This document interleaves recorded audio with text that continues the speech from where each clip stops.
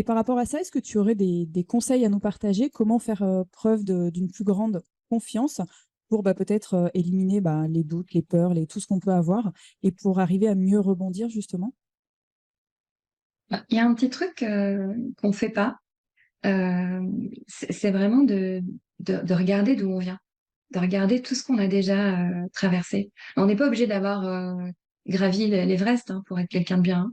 C'est des petites victoires du quotidien, c'est cette femme qui, à 40 ans passés, va passer son permis de conduire, c'est, ce petit garçon qui va réussir à mettre un but, voilà. C'est lister depuis qu'on s'en souvient, tout ce qu'on a déjà réussi.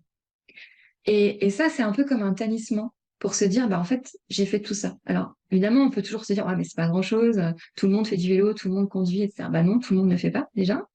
Et puis, une fois qu'on a pris conscience de tout ce qu'on a déjà réussi, traversé, c'est de noter à côté quelles sont les qualités que je suis allée chercher, quelles sont les ressources en moi que je suis allée chercher pour réussir ça.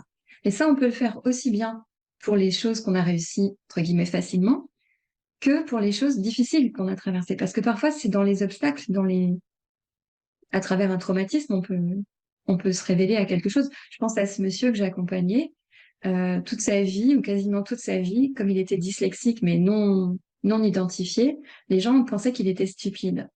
Aujourd'hui, ce monsieur, il a écrit un livre qui est devenu un best-seller. J'adore ce genre d'histoire.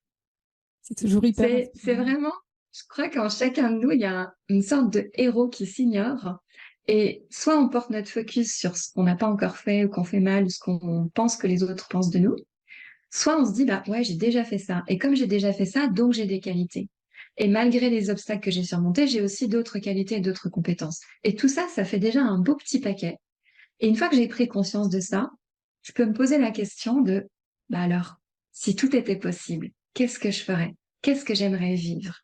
Et ça, c'est vraiment un exercice que je m'applique depuis très longtemps, à des moments charnières, hein, évidemment, en fin d'année, au début de l'année, à des changements de cap. Je me dis, alors, qu'est-ce que tu as envie de vivre maintenant? Là, la semaine dernière, j'ai fini mon prochain livre.